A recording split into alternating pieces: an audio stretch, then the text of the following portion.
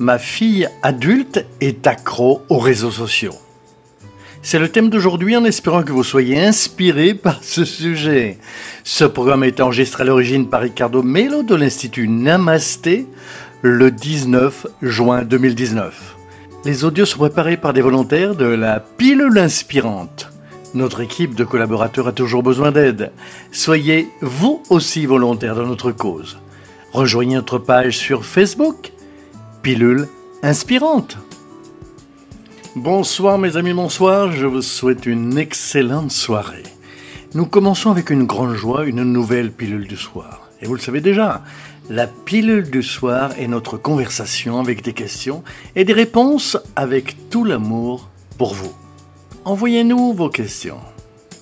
Aujourd'hui, nous allons aborder un sujet qui inquiète beaucoup de mamans. Ricardo, ma fille a plus de 40 ans. Elle n'est plus si jeune. Mais je suis très inquiet pour elle. Elle poste tout ce qui se passe dans sa vie sur les réseaux sociaux et s'expose tout le temps. Je ne sais plus comment aborder ce problème avec elle. Je vois qu'elle s'expose beaucoup trop, qu'elle juge et est jugée. Et naturellement, nous finissons par nous éloigner l'une de l'autre. On dirait qu'elle préfère la vie virtuelle à la vraie vie. Comment régler ce problème ? Ce sujet a attiré mon attention sur le fait que j'ai reçu beaucoup de questions identiques.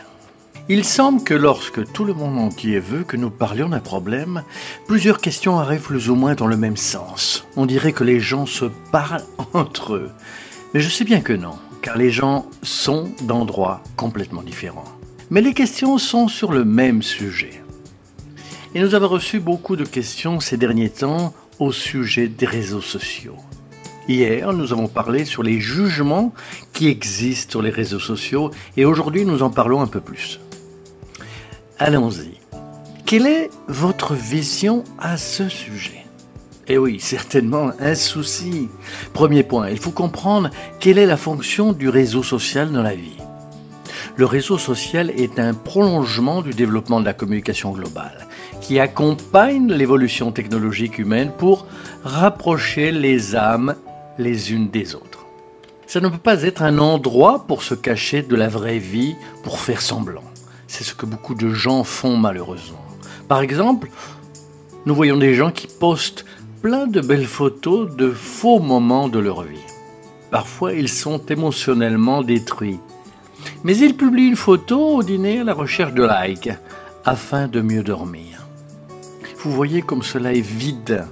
Les gens postent un texte de quelqu'un ou qu'ils ont écrit eux-mêmes avec le désir de partager quelque chose de bien, mais dans la recherche désespérée d'attirer l'attention des autres. Et quand ils n'y arrivent pas, ils tombent dans une profonde dépression. Aujourd'hui, il existe de nombreuses recherches universitaires sur les dépressifs des likes. Ceux qui ne reçoivent pas de likes, cela est de la folie. Les réseaux sociaux créent des personnes dépendantes, comme avec l'alcool et d'autres types de stupéfiants.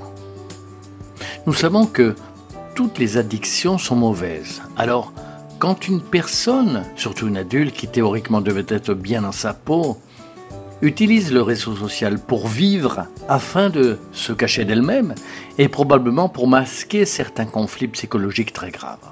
Souvent, elle est incapable de dialoguer avec sa famille, elle a donc des amis virtuels. Elle n'a pas de vie sociale, ne va pas à une fête ou n'aide pas les autres. Elle n'a pas d'amis dans la vraie vie. Elle n'est donc entourée que d'amis virtuels. Non pas que ce soit mauvais, encore une fois. Le problème n'est pas le réseau, mais la façon dont nous l'utilisons. Naturellement, cette personne a tendance à être individualiste, car elle passe sa vie derrière un ordinateur ou un téléphone portable. Ne regarde pas l'autre dans les yeux. Elle ne ressent pas ce que nous ressentons lorsque nous parlons à quelqu'un et que nous entendons le ton de sa voix. Ainsi, il est très facile d'émettre des opinions et de porter des jugements, car cette personne dit ce qu'elle pense par écrit. C'est plus ou moins comme ceci. Je fais une comparaison.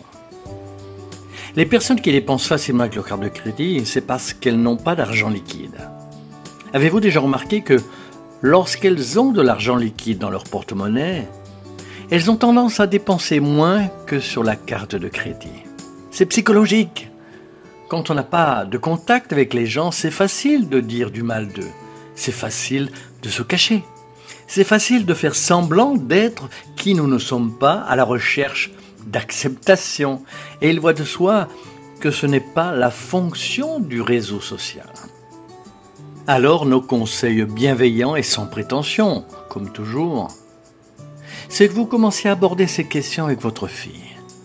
Ne vous attendez pas à ce que ce soit facile, car quand les gens sont dépendants des réseaux, en réalité, ils ont besoin d'aide, sans même s'en rendre compte. C'est ça le problème. Souvent, nous ne sommes pas correctement préparés pour aborder ce sujet, alors allez-y doucement, lentement. Demandez-lui, « Ma chérie, comment ça va? Tu vas bien ?» N'allez pas droit au but. Je n'irai pas, car certainement la personne se renfermera. Ce n'est pas un enfant.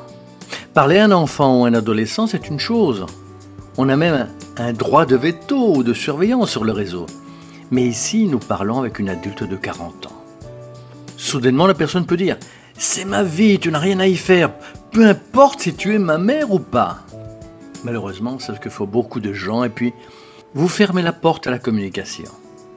Et je ne pense pas que ce soit une stratégie intelligente. Faites l'évangile à la maison, ce que j'espère que vous faites déjà. Si vous ne le faites pas, vous perdez du temps. Vous devriez déjà le faire, car l'évangile élève le niveau vibratoire du foyer. Et amenez votre fille, si elle accepte de participer à l'évangile, à remplir son cœur de nobles sentiments. Peut-être que vous ne l'invitez pas non plus à rejoindre des groupes sociaux sympathiques qu'elle pourrait fréquenter avec vous. Créez des réunions chez vous pour que vos amis aillent prendre un délicieux café. Et en même temps, étudier quelque chose de bien, avoir une conversation intéressante, car cela crée une proximité avec les personnes qui ont des difficultés à socialiser. Parfois, la personne est incapable d'appeler à l'aide et se cache derrière Internet. Quoi qu'il en soit, excusez-moi, mais c'est un sujet très vaste et profond. Il faut rester vigilant avec ceux qui observent les excès des autres. Il faut faire attention à la manière d'aborder le sujet sans omission, en espérant que le libre arbitre de l'autre se réveille. Parce que c'est à l'autre de se réveiller. Ce n'est pas notre responsabilité d'obliger quelqu'un à faire ce dont il n'est pas encore prêt à faire. Mais aussi pour ceux qui se laissent aller et confondent le début avec la fin. Le réseau social est un excellent moyen de diffuser et de partager de nouvelles idées. Mais ce n'est pas le but en soi. Que Dieu vous bénisse, de la lumière et de la paix. Téléchargez l'application IREM officielle pour recevoir les pilules directement sur votre téléphone portable. Restez dans la paix de Dieu. Allons ensemble semer la lumière de l'Évangile avec discrétion, mais en même temps sans nous arrêter. Car chacun de nous est responsable des choix que nous faisons et nous ne pouvons jamais nous cacher derrière nos peurs. De la lumière et de la paix, vous le savez déjà. À bientôt mes amis. À très bientôt.